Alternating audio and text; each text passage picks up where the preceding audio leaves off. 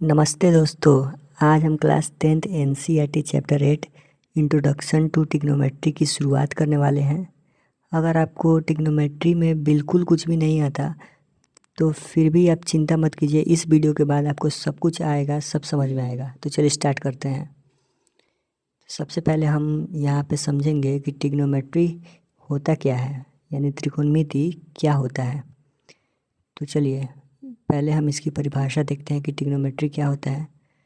तो यहाँ पे हम लिखते हैं ट्रिग्नोमेट्री। अब यहाँ पे देखिए, पहले तो हम लोगों ने इसे त्रिकोणमिति लिखा, ट्रिग्नोमेट्री। अब इसको हम हिंदी में लिखते हैं त्रिकोणमिति। इसे हम लोग हिंदी में त्रिकोणमिति पढ़ते हैं, ठीक। अब आगे यहाँ पे देखिए,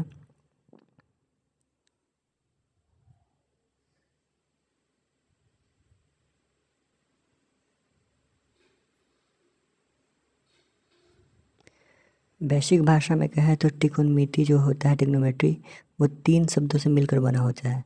पहला शब्द है त्रि, और फिर उसके बाद होता है दूसरा शब्द गोनो, और उसके बाद तीसरा शब्द होता है, देखिए तीसरा शब्द होता है METRON, मेट्रॉन। समझ में आया? 3 शब्दों से मिलकर त्रिकोणमिति बनता है। पहला होता है ट्री का मतलब होता है 3, और गोनो का मतलब होता है कोण, ठीक। और उसके बाद मेट्रॉन का मतलब होता है मापन। समझ में आ रहा है? मेट्रॉन का मतलब क्या होता है? मापन। तो हम कह सकते हैं कि 3 कोणों के मापन को हम लोग ट्रिग्नोमेट्री कहते हैं। 3 कोणों के मापन को हम लोग क्या कहते हैं? त्रिकोणमिति। अब यहाँ पे देखिए कि त्रिकोणमिति जो है वो ग्रीक भाषा से लिया गया है। कहाँ से लिया गया है? ग्रीक भाषा से। त्रिकोणमिति जो है वो ग्रीक भाषा से लिया गया है। आप इसको नोट्स बनाने की कोई ज़रूरत नहीं है, मैं समझा दूंगा और उसके बाद आप नोट्स यहाँ पे अपलोड कर दूंगा, या मेरे नंबर पे भी आपको मिल जाएगा, वहाँ से आप ले सकते हैं। तो त्रिकोणमिति जो है वो ग्रीक भाषा से लिया गया है, 3 शब्दों से मिलकर बना है। 3 कोण, कोण, ट्री का मतलब होता है 3, गोनो का मतलब है कोण, और मेट्रोन का मतलब होता है मापन, ठीक। तो हम ये लिख सकते हैं इसको, इसका परिभाषा हम कैसे लिख सकते हैं? इसका हम परिभाषा कैसे लिख सकते हैं? इसका परिभाषा हम लिख सकते हैं कि 3 कोणों के मापन को हम ट्रिग्नोमेट्री कहते हैं, यानी कि त्रिकोणमिति कहते हैं। ऐसा लिख सकते हैं, 3 कोणों के मापन को हम त्रिकोणमिति कहते हैं। त्रिकोणमिति कहते हैं, ठीक। इतना हो गया। कहने का मतलब है कि 3 कोणों के मापन को हम लोग त्रिकोणमिति कहते हैं, ट्रिग्नोमेट्री कहते हैं। और ट्रिग्नोमेट्री ग्रीक भाषा से लिया गया है, और यहाँ पे ये त्रिकोणमिति क्या है ये क्लियर हो गया। अब चलते हैं दूसरे, मतलब कि आगे बढ़ते हैं। अब त्रिकोणमिति सबको क्लियर हो गया कि ये कैसे क्या कहते हैं इसको, इसका परिभाषा क्लियर हो गया। अब आगे चलते हैं। आगे देखिएगा यहाँ पे,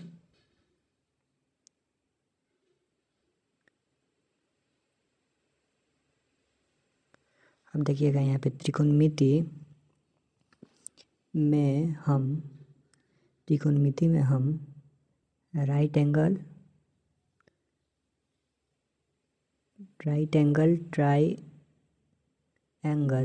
राइट एंगल ट्राइंगल के बारे में पढ़ते हैं, ठीक। यहाँ पे देखिए, त्रिकोणमिति में हम राइट एंगल ट्राइंगल के बारे में पढ़ते हैं, ठीक। राइट एंगल ट्राइंगल का मतलब होता है समकोण, समकोण के बारे में पढ़ते हैं। अभी मैं आपको बताऊंगा कि समकोण त्रिभुज किससे कहते हैं, ठीक। तो समकोण त्रिभुज को ही राइट एंगल ट्राइंगल बोलते हैं इंग्लिश में, ठीक। यहाँ पे मैंने लिख दिया। अब उसके बाद देखिए यहाँ पे समकोण त्रिभुज किसे कहते हैं? समकोण त्रिभुज जिसका एक कोण 90 डिग्री का हो, जिसका एक कोण 90 डिग्री का हो, उसे हम समकोण त्रिभुज कहते हैं, यानी कि राइट एंगल ट्राइंगल कहते हैं। जिसका एक कोण क्या हो? 90 डिग्री का हो, उसे हम समकोण त्रिभुज कहते हैं। जैसे एग्जाम्पल में देखिए यहाँ पे, एग्जाम्पल में देखिए, ये मैंने बनाया अभी समकोण त्रिभुज, ये लास्ट लाइन है और ये हो गया। जैसे कि इसको मान लेते हैं ए और इसको मान लेते हैं बी और इसको मान लेते हैं सी। ये बी वाला जो है वो 90 डिग्री का है। देखिए यहाँ पे 90 डिग्री का एंगल बना है, इसको हम लोग बोलेंगे समकोण त्रिभुज, समकोण त्रिभुज। ठीक, यहाँ तक समझ में आ गया। अब देखो यहाँ से अच्छे से ध्यान से देखना, यहाँ पे क्या होगा। अब समकोण त्रिभुज ये हो गया। अब देखो हमेशा जो 90 डिग्री का एंगल बना होता है बी के पास जो है 90 डिग्री का एंगल, उसके ठीक सामने वाले कोण को हम बोलते हैं हाइपोटेनियस। क्या बोलते हैं? हाइपोटेनियस, यानी कि कर्ण। इंग्लिश में बोलते हैं हाइपोटेनियस और हिंदी में बोलते हैं कर्ण। इतना समझ में आया? ठीक 90 डिग्री के सामने वाले लाइन को, रेखा को। अब देखिए सी के एंगल से हम लोग देख रहे हैं, एंगल्स पहचानिएगा। यहाँ सी के एंगल से हम लोग देखेंगे तो सी के एंगल के ठीक सामने वाला जो रेखा होगा यानी कि लाइन होगा, उसे हम लोग बोलेंगे परपेंडिकुलर। यहाँ देखिए सी के एंगल के बिल्कुल सामने वाला जो लाइन है, ये जो लाइन अभी मैंने खींचा, वो रेखा हो जाएगा परपेंडिकुलर यानी कि लंब। परपेंडिकुलर का हिंदी क्या होता है? लंब होता है। परपेंडिकुलर का हिंदी लंब होता है। अब देखिए लंब हो गया, अब बचा कौन? हाइपोटेनियस हो गया, परपेंडिकुलर हो गया, अब बच गया बेस। ये जो बेस बच गया BC हो जाएगा बेस। बेस यानी कि आधार। ठीक, इतना समझ में आ गया। लेकिन ये एग्जाम्पल नंबर 1 है, अभी आपको एक और एंगल से देखना पड़ेगा। एक और एंगल से देखना पड़ेगा तो फिर से बनाता है एक समकोण त्रिभुज यानी कि राइट एंगल ट्रायंगल। तो यहाँ पे देखिएगा अच्छे तरीके से और समझिएगा कि मैं क्या कहना चाहता हूँ, तो आपको समझ में आएगा।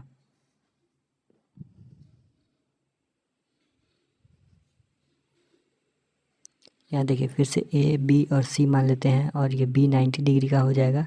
अब हम कोण A से देखेंगे, अब हम कोण A से देखेंगे तो B के सामने जो ठीक रेखा है वो हाइपोटेनियस हो जाएगा यानी कि कर्ण हो जाएगा। ये हमेशा फिक्स्ड होता है। ये B के जो सामने वाला रेखा होगा यानी कि 90 डिग्री के सामने वाला रेखा हाइपोटेनियस हो जाएगा और A के सामने वाला रेखा हो जाएगा वो हो जाएगा लंब यानी कि परपेंडिकुलर। अब फिर देखो लंब चेंज हो गया, ए के सामने वाले रेखा हो जाएगा लंब और बच गया आधार, ए भी हो जाएगा आधार। तो इसे थोड़ा सा समझने की देर है, बस समझिएगा इसे बढ़िया से। तो देखिए क्या होता है कि परपेंडिकुलर जो होता है, परपेंडिकुलर जो होता है, परपेंडिकुलर हमेशा फिक्स्ड होता है। सॉरी, फिक्स्ड नहीं होता है, गलती हो गया। यहाँ पे परपेंडिकुलर फिक्स्ड नहीं होता है और बेस भी फिक्स्ड नहीं होता है। ठीक, लेकिन यहाँ पे जो हाइपोटेनियस है, कर्ण जो है वो हमेशा फिक्स्ड होता है। वो एकदम 90 डिग्री के सामने वाला जो बड़ा सा लाइन है वही रहेगा, वो चेंज कभी नहीं होगा। लेकिन परपेंडिकुलर और बेस हमेशा चेंज होते रहता है। ठीक, तो ये बात को ध्यान रखिएगा, ज़हन में रखिएगा और याद रखिएगा। ठीक, कि एंगल चेंज होगा। दो ही तो एंगल होते हैं, एक सी का एंगल होगा और एक एंगल होगा, इसी में चेंज होगा। यहीं पे आप फंसिएगा, यहीं पे आपको समझ नहीं आएगा। तो यहीं पे आगे चलते हैं, अब आगे बढ़ते हैं। अब देखिए हम पढ़ेंगे अब पाइथागोरस थ्योरम। अब ये पाइथागोरस थ्योरम क्या होता है भाई? सबसे पहले कि समकोण त्रिभुज के तीनों भुजाओं, समकोण त्रिभुज के तीनों भुजाओं के बीच का संबंध, समकोण त्रिभुज के तीनों भुजाओं के बीच का संबंध बताती है। पाइथागोरस थ्योरम क्या बताता है भाई? पाइथागोरस थ्योरम बताता है समकोण त्रिभुज के तीनों भुजाओं के बीच का संबंध, ये संबंध को बताता है। समकोण त्रिभुज यानी कि राइट एंगल ट्रायंगल के बीच का संबंध बताता है। ठीक, अब आगे देखते हैं, इसमें और देखेंगे तो फिर हम यहाँ पे लिखेंगे कि यह थ्योरम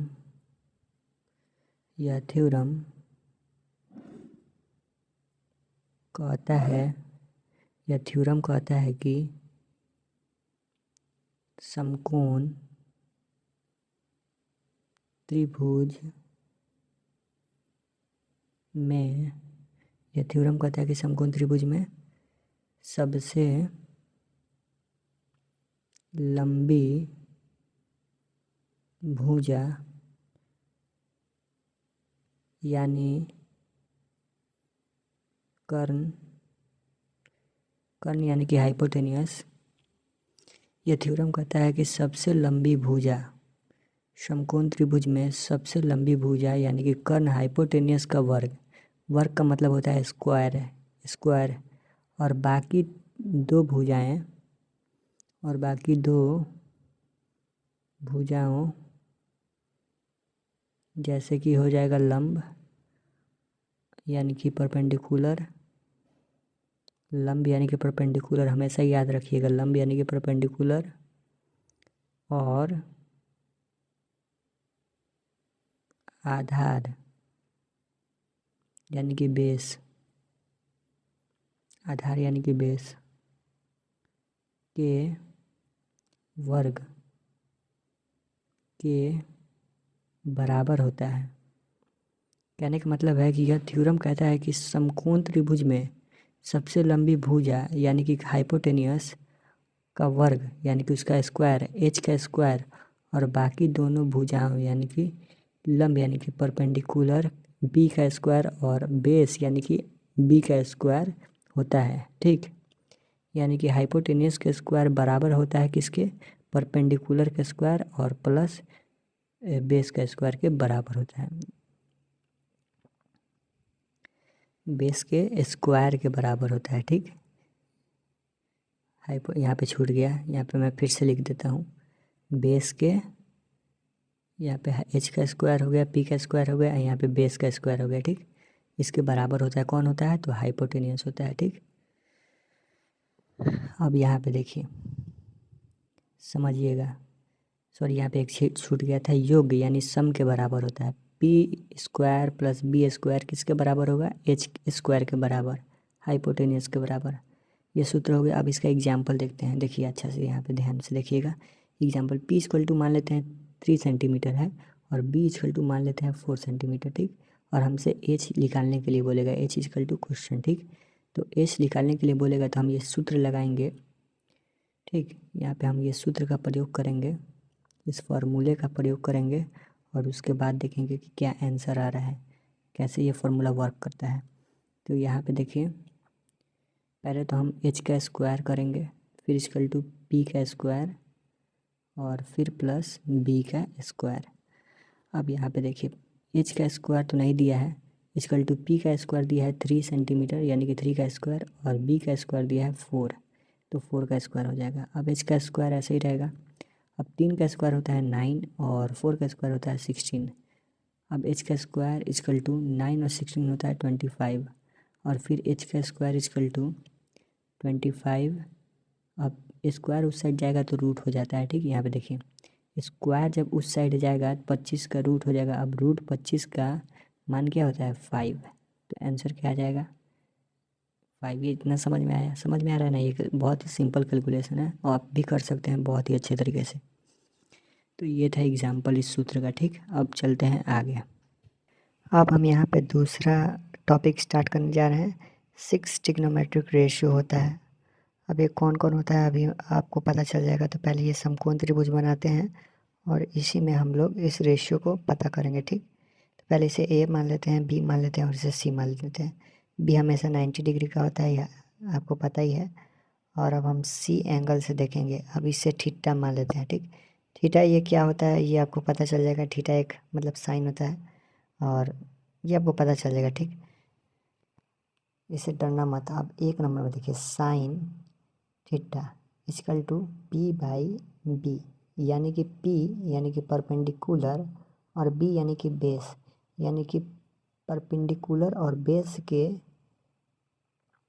अनुपात को साइन थीटा कहते हैं। ठीक, अब कॉस थीटा क्या होता है भाई, कॉस थीटा जो होता है वो बी बट्टा एच होता है। बी यानी कि बेस, और एच यानी कि हाइपोटेनियस, यानी कि बेस और हाइपोटेनियस के अनुपात को रेशियो को कॉस थीटा कहते हैं। अब टेन थीटा होता है बी बाई पी, बी यानी कि बेस और पी यानी कि परपेंडिकुलर, यानी कि परपेंडिकुलर और बेस के रेशियो को टेन थीटा कहते हैं।